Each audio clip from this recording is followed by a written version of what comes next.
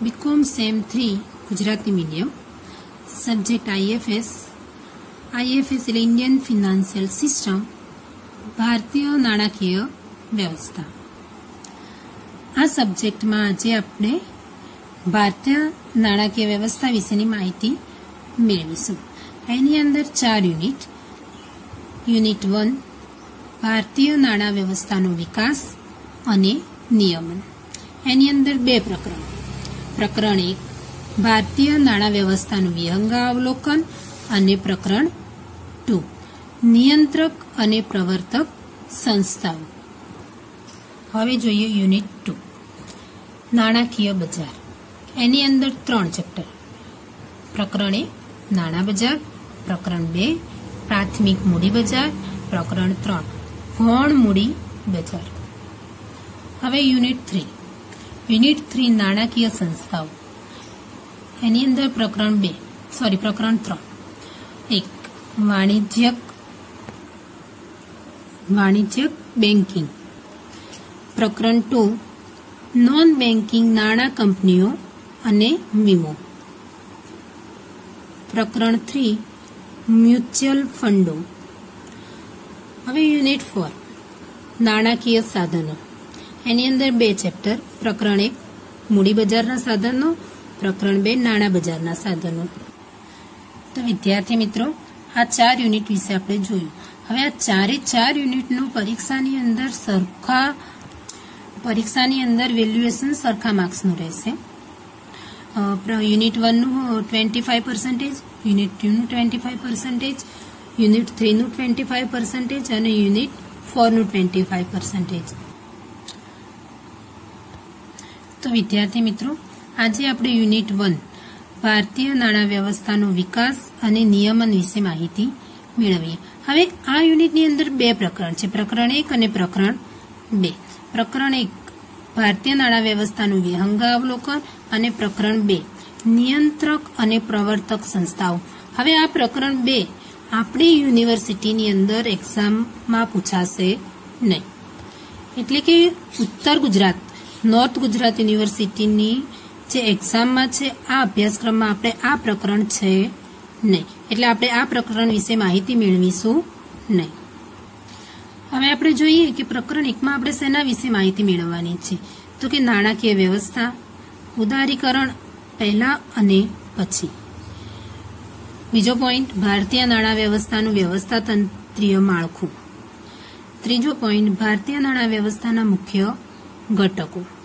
ચોથો પોઈન્ટ નાણાકીય બજારના પ્રકારો। એના અંદર 2 પ્રકાર, સંગઠિત નાણાકીય વ્યવસ્થા અને બિન સંગઠિત નાણાકીય બજાર। પોઈન્ટ 5 નાણાકીય વ્યવસ્થાના કાર્યો અને પોઈન્ટ 6 નાણાકીય વ્યવસ્થાની ભૂમિકા। તો આપણે ચાલુ કરીએ યુનિટ 1 ભારતીય નાણાં વ્યવસ્થાનો વિકાસ અને નિયમન। એની અંદર પ્રકરણ 1 ભારતીય નાણાં વ્યવસ્થાનું વિહંગાવલોકન। એની અંદર પહેલો જ પોઈન્ટ નાણાકીય વ્યવસ્થા, ઉદારીકરણ પહેલા અને પછી। એની અંદર સૌથી પહેલા જોઈએ પ્રસ્તાવના। કોઈપણ દેશના આર્થિક વિકાસ માટે શાક સર્જન મહત્વનો ભાગ છે। શાક સર્જનની પ્રક્રિયા ઝડપી બનાવવા માટે કાર્યક્ષમ અને સુવ્યવસ્થિત નાણાકીય વ્યવસ્થા અગત્યની છે। જે લોકો પૈસા બચાવે છે અને જેઓ રોકાણ માટે નાણાંની માંગ કરે છે તે બંનેના ઉદ્દેશો અલગ અલગ હોય છે। બચતોનું રોકાણમાં રૂપાંતર કરવા માટે નાણાકીય વ્યવસ્થાની જરૂર પડે। નાણાકીય વ્યવસ્થાનું મુખ્ય કાર્ય નાણાકીય બચતોના પુરવઠા અને નાણાકીય માંગ વચ્ચે તાલમેળ બેસાડવાનું છે। 30 વર્ષ અગાઉ નાણાકીય વ્યવસ્થાને વિકાસની પ્રક્રિયાના એક સરકારી સાધન તરીકે ગણવામાં આવતી હતી। નાણાકીય સંસ્થાઓ સરકારને જાહેર ખર્ચ માટે નાણાં પૂરા પાડવા તથા અગ્રતા ક્રમવાળા ક્ષેત્રની શાખાની જરૂરિયાતો પૂરી કરવા માટે નાણાં ભંડોળ એકત્ર કરતી હતી। નાણાકીય વ્યવસ્થાનો આ દ્રષ્ટિકોણ બદલાઈ ગયો છે। ઘણા વિકાસશીલ દેશોમાં નાણાકીય વ્યવસ્થા સરકારને તેમજ ખાનગી ક્ષેત્રને પણ ભાર આપે છે। કાર્યશીલ રહેવા માટે તથા વિકાસ સાધવા માટે ખાનગી ક્ષેત્રને દેશની સુવિકસિત નાણાકીય વ્યવસ્થા પર આધાર રાખવો પડે છે। તો હવે દેખીએ આપણે નાણાકીય વ્યવસ્થા એટલે શું એનો અર્થ। તો કે સરળ અર્થમાં કહીએ તો નાણાકીય વ્યવસ્થા વ્યક્તિઓને, ધંધાને અને સરકારને નાણાકીય સ્ત્રોતો પૂરા પાડે છે। એટલે કે નાણાંની એવી વ્યવસ્થા જે કોઈ પણ વ્યક્તિ જેને નાણાંની જરૂર હોય, ધંધાને અને સરકારને જ્યારે નાણાંની જરૂર પડે ત્યારે નાણાકીય સ્ત્રોત પૂરા પાડે છે, તેને નાણાકીય વ્યવસ્થા કહેવાય।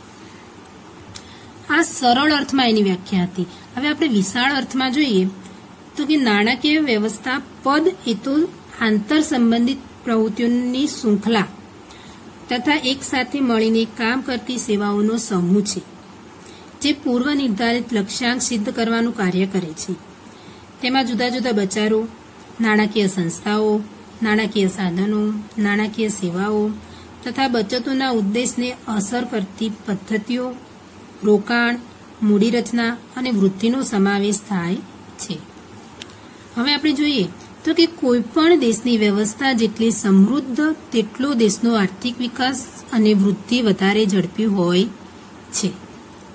એટલે કે કોઈ પણ દેશ હોય, હવે એ દેશની વ્યવસ્થા જેટલી સમૃદ્ધ, જેટલો સુખી દેશ એટલો જ એનો આર્થિક વિકાસ અને આર્થિક વૃદ્ધિ વધારે હોય। નાણાકીય વ્યવસ્થા બચતકાર અને રોકાણકાર વચ્ચે મધ્યસ્થીની ભૂમિકા ભજવે છે અને આર્થિક વિકાસ માટે પાયો પૂરો પાડે છે। નાણાકીય પ્રાથમિક કાર્ય, નાણાકીય બચતોના પુરવઠા અને નાણાકીય માંગ વચ્ચેનો તાલમેલ બેસાડવાનું છે, એટલે કે બચતોનું રોકાણોમાં રૂપાંતર કરે છે। હવે રોબિન્સના મતે આપણે જોઈએ કે નાણાકીય વ્યવસ્થા એટલે શું। તો કે નાણાકીય વ્યવસ્થાનું પ્રાથમિક કાર્ય નવી સંપત્તિના સર્જન માટે તથા વર્તમાન સંપત્તિના પોર્ટફોલિયોમાં ફેરફાર કરવા માટે બચતો તથા રોકાણો વચ્ચે જોડતી કડી પૂરી પાડવાનું છે। શું કહ્યું છે કે નાણાકીય વ્યવસ્થાનું પ્રાથમિક કાર્ય શું? તો કે નવી સંપત્તિનું સર્જન કરવું તથા વર્તમાન સંપત્તિ એટલે કે અત્યારની જે સંપત્તિ છે એના પોર્ટફોલિયોમાં ફેરફાર કરવો અને એ ફેરફાર કરવા માટે બચતો તથા રોકાણો હોય એ બંને બચતો અને રોકાણો બંનેને જોડવા માટેની જે કડી પૂરી પાડે તેને શું કહેવાય? નાણાકીય વ્યવસ્થા। હવે આપણે જોઈએ પ્રસન્નચંદ્રના મત પ્રમાણે નાણાકીય વ્યવસ્થાની વ્યાખ્યા।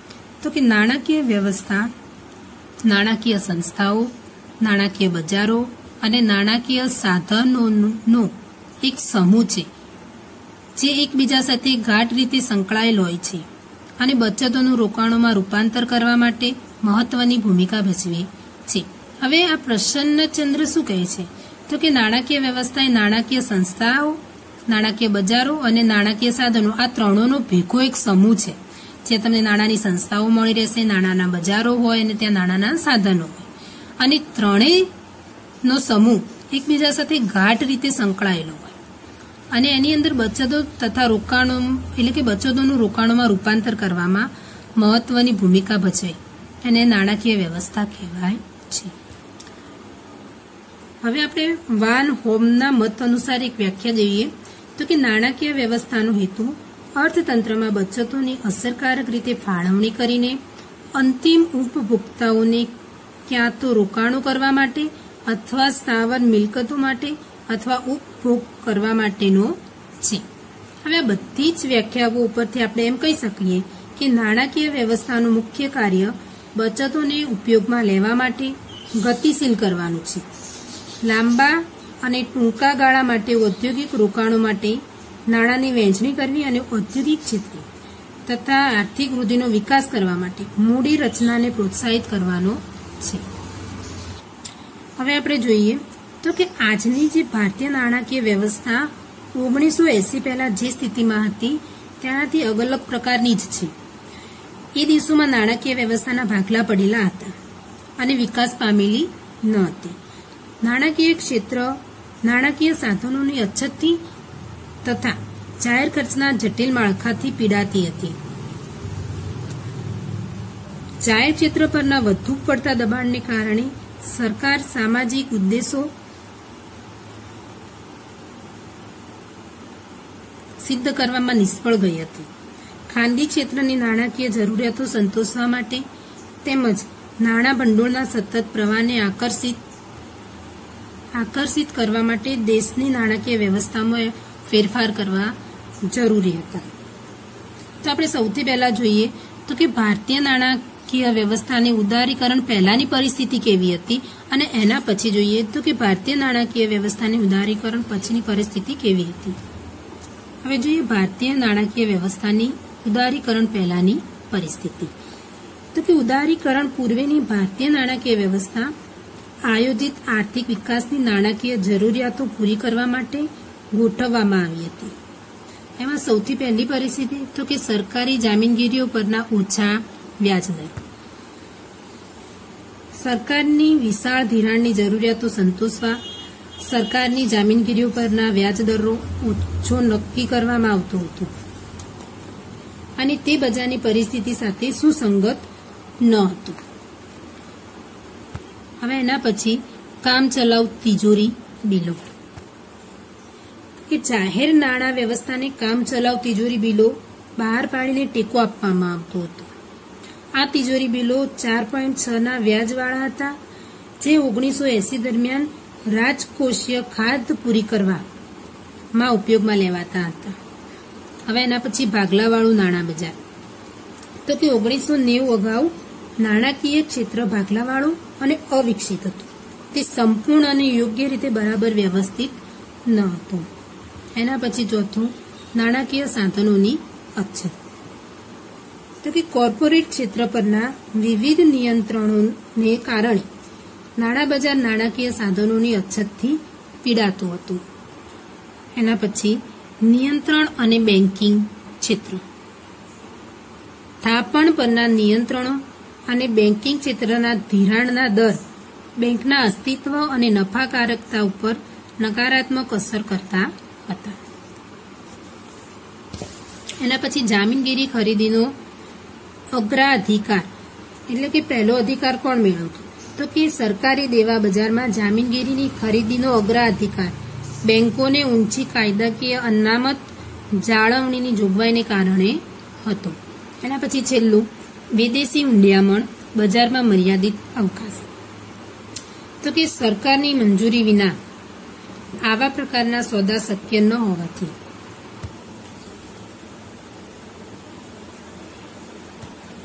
વિદેશી ઊંડિયામણ બજારમાં મર્યાદિત અવકાશ હતો. ઉપરોક્ત પરિસ્થિતિમાં આપણે જોઈએ કે સ્વતંત્ર પૂર્વે ભારતીય નાણાકીય વ્યવસ્થા ભાગલાવાળી, મર્યાદિત, ખૂબ જ નિયંત્રિત અને અત્યંત સાંકડી હતી.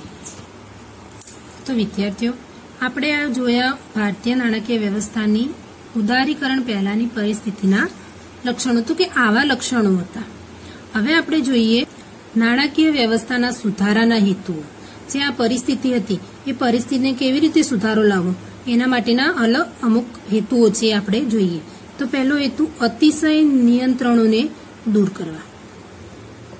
તો કે નાણાકીય વ્યવસ્થાના સુધારાનો મુખ્ય ઉદ્દેશ અતિશય નિયંત્રણોને કારણે ઊભી થયેલી જટિલતાઓ દૂર કરીને અસરકારક, ઉત્પાદક અને નફાકારક નાણાકીય ક્ષેત્રનું વાતાવરણ ઊભું કરવાનું હતું.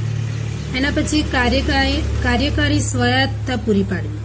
તો કે નાણાકીય સુધારાઓને એક બીજો ઉદ્દેશ નક્કર અને વાસ્તવિક નાણાકીય વ્યવસ્થાનો વિકાસ અને તેને સરળ બનાવવાનો તથા નાણાકીય મધ્યસ્થીઓને કાર્યક્ષમ અને કાર્યસ્વાયત્તતા પૂરી પાડવાનું છે.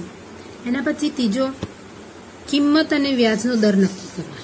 તો કે નાણાં બજારને ગતિશીલ બનાવવાથી તે કિંમત તેમજ વ્યાજનો દર નક્કી કરવા માટે શક્તિમાન બનાવશે અને તેનાથી નાણાકીય સ્ત્રોતોની અસરકારક ફાળવણી શક્ય બનશે. એના પછી આંતરરાષ્ટ્રીય નાણાકીય વ્યવસ્થાના પડકારો જેવા. તો કે યોગ્ય રીતે નાણાં ક્ષેત્રને સ્વાયત્ત બનાવવાથી સ્થાનિક નાણાકીય વ્યવસ્થા આંતરરાષ્ટ્રીય ક્ષેત્રના પડકારો ઝીલવા માટે સમર્થ બને છે. એના પછી છેલ્લું નાણાકીય સ્થિરતા સિદ્ધ કરવા. તો કે નાણાકીય સુધારાઓ એટલા માટે કરવા જરૂરી હતા કે તેથી નાણાકીય સ્થિરતાના પગલાં લઈને નાણાકીય સંસ્થાઓ જુદી જુદી પરિસ્થિતિનો સામનો કરવા અસરકારક કાર્યો કરી શકે. તો હવે આપણે જોઈએ ભારતીય નાણાકીય વ્યવસ્થાની ઉદારીકરણ પછીની પરિસ્થિતિ. સૌથી પહેલા આપણે જોઈએ પહેલાની પરિસ્થિતિ, તો કે એની અંદર સરકારી જામીનગીરીઓ પરના ઓછા વ્યાજદર હતા, કામચલાઉ તિજોરી બિલો હતા, ભાગલાવાળું નાણાં બજાર હતું, નાણાકીય સાધનોની અછત હતી, નિયંત્રણ અને બેન્કિંગ ક્ષેત્ર હતા, જામીનગીરી ખરીદીનો અગ્ર અધિકારીઓ હતા. તો કે આવી બધી પરિસ્થિતિ હતી. હવે આપણે ઉદારીકરણ થઈ ગયું એના પછી કેવી પરિસ્થિતિ હતી એના વિશે માહિતી મેળવીએ. તો જોઈએ ભારતીય નાણાકીય વ્યવસ્થાની ઉદારીકરણ પછીની પરિસ્થિતિમાં, તો કે નરસિંહા સમિતિની ભલામણોના આધારે 1992માં નાણાકીય વ્યવસ્થાના સુધારા અને પુનઃરચનાનો આરંભ કરવામાં આવ્યો. એક સમિતિ હતી નરસિંહા સમિતિ. એ સમિતિની ભલામણના આધારે 1992માં નાણાકીય વ્યવસ્થાના સુધારા અને પુનઃરચનાનો આરંભ કરવામાં આવ્યો હતો અને તેમાં વિદેશી સીધા રોકાણ સંબંધિત ઉદારીકરણની નીતિઓ, જાહેર ઉદ્યોગોના સુધારાઓ, વેપારી ઉદારીકરણ અને નાણાકીય ક્ષેત્રના સુધારાઓ, કરવેરા સુધારાઓ વગેરેનો સમાવેશ થતો હતો. નાણાકીય સુધારાઓમાં વ્યાપારી બેન્કિંગ, મૂડી બજારો અને નોન બેન્કિંગ નાણાકીય કંપનીઓનો પણ વિચાર કરવામાં આવતો હતો. હવે જોઈએ ભારતમાં નાણાકીય ક્ષેત્રના સુધારાઓના અગત્યના લક્ષણો. તો સૌથી પહેલું આર્થિક સુધારા. તો કે નાણાકીય ક્ષેત્રના સુધારાઓ સમગ્ર આર્થિક સુધારાના એક ભાગ તરીકે કરવામાં આવ્યા હતા. બીજું નક્કર નાણાકીય બજાર. તો કે નાણાકીય વ્યવસ્થામાં સુધારાઓનું કેન્દ્ર બિંદુ ખાસ કરીને માળખાગત નબળાઈઓ દૂર કરીને નક્કર નાણાકીય બજાર ઊભું કરવા અંગે હતું. એના પછી બજારોમાં સુધારા.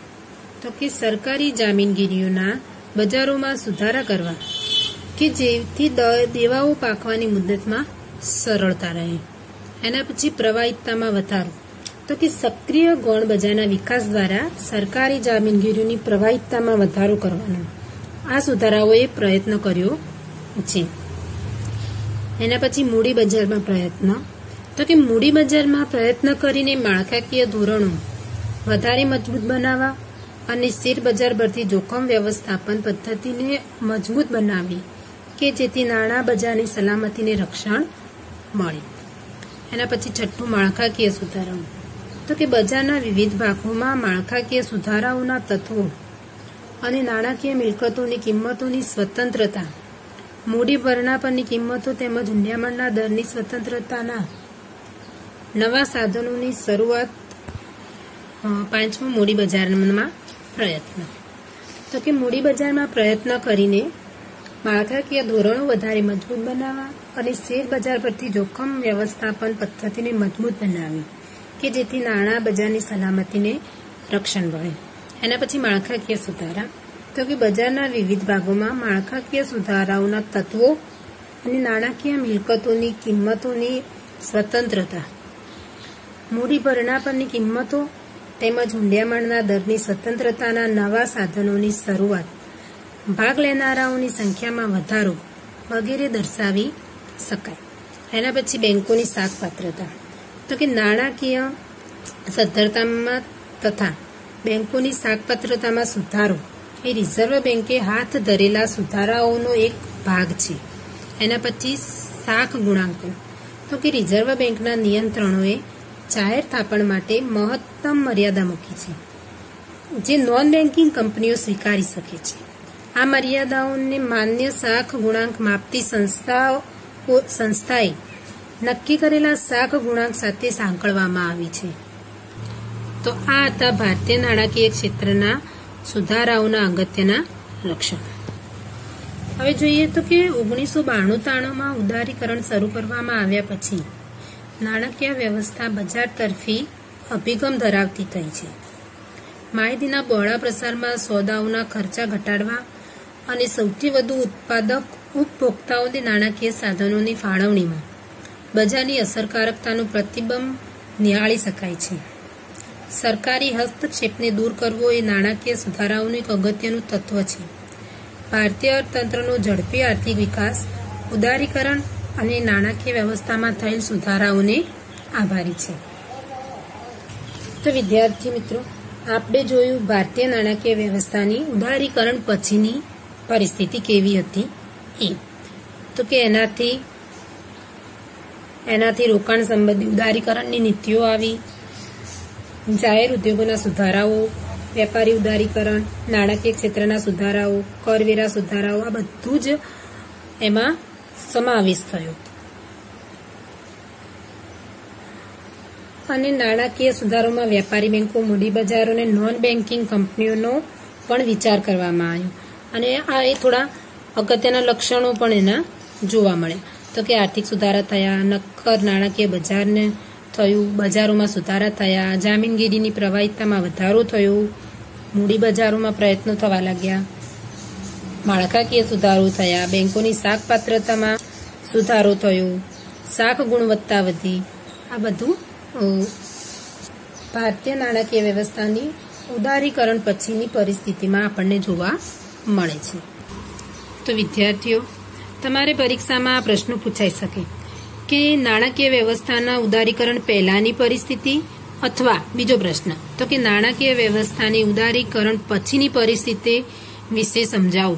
તો આ બે પ્રશ્નોમાંથી કોઈ એક પ્રશ્ન તમને પરીક્ષામાં પૂછાઈ શકે અથવા આ બંને પ્રશ્નો પણ એકબીજાના અથવામાં પૂછાઈ શકે છે. તો વિદ્યાર્થીઓ, હવે આપણે બીજા નવા ટોપિક આગળ વધીશું. તો બીજો ટોપિક છે ભારતીય નાણાકીય વ્યવસ્થાનું વ્યવસ્થાતંત્રીય માળખું. ભારતીય નાણાકીય વ્યવસ્થા અને એનું પણ વ્યવસ્થાતંત્રીય માળખું. તો જોઈએ તો કે ભારતીય નાણાકીય વ્યવસ્થા એના 3 પ્રકાર: નાણાકીય બજાર, નાણાકીય મધ્યસ્થીઓ અને નાણાકીય સાધનો. હવે જોઈએ તો કે નાણાં બજારના 2 પ્રકાર. નાણાકીય મધ્યસ્થીઓના કોઈ પ્રકાર નહીં, નાણાકીય સાધનોના પણ કોઈ પ્રકાર નહીં. આમ વિદ્યાર્થીઓ આપણે જોઈએ ને તો આના 4 પ્રકાર થાય: નાણાકીય બજાર, નાણાકીય મધ્યસ્થીઓ, નાણાકીય સાધનો અને નાણાકીય સેવાઓ. જોઈએ પેલું નાણાકીય બજાર, નાણાકીય મધ્યસ્થીઓ, નાણાકીય સાધનો. અને આના સિવાય પણ આપણે જોઈએ, આના અંદર ઉમેરીએ તો કે એક છે નાણાકીય સેવાઓ.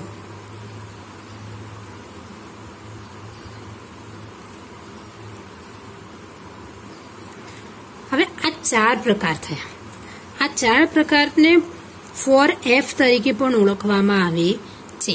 તમારે પરીક્ષામાં પ્રશ્ન પૂછાય કે 4F વિશે માહિતી આપો. એવું પણ તમને પૂછે કે ભારતીય નાણાકીય વ્યવસ્થાના ઘટકો,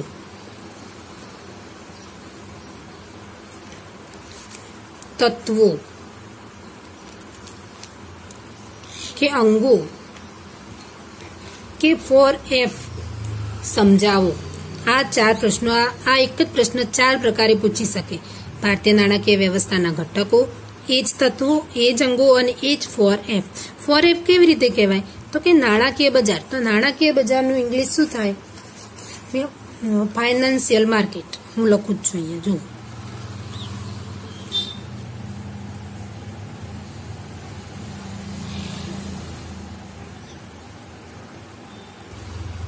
તો જોઈએ, ચલો.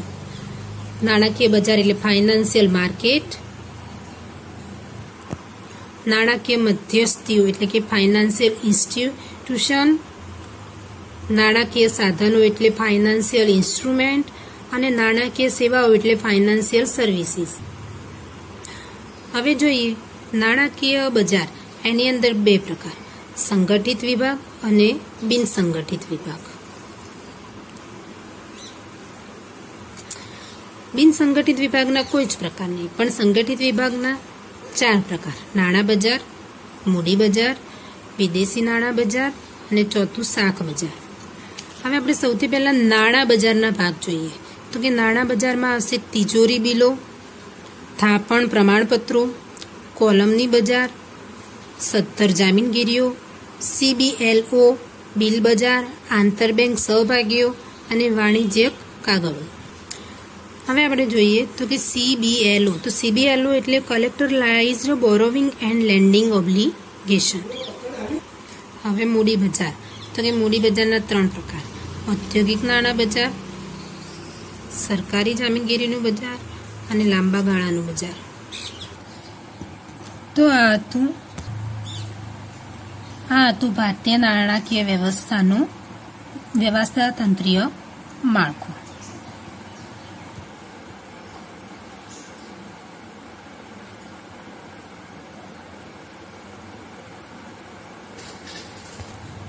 તો વિદ્યાર્થીઓ, આજે આપણે નાણાકીય વ્યવસ્થા, ઉદારીકરણ પહેલા અને પછી અને ભારતીય નાણાં વ્યવસ્થા તંત્રનું માળખા વિશે માહિતી મેળવી. હવે ભારતીય નાણાં વ્યવસ્થાનું વ્યવસ્થા તંત્રીય માળખું ખાલી આજે આપણે જોયું જ. એની અંદર કેટલા પ્રકાર આવે, કયા પ્રકાર આવે, પેટા પ્રકાર, આ વિશે આપણે માહિતી વધારે અંદરની ડીપમાં માહિતી આપણે બીજા લેક્ચરમાં, નેક્સ્ટ લેક્ચરમાં મેળવીશું. Stay home, stay safe.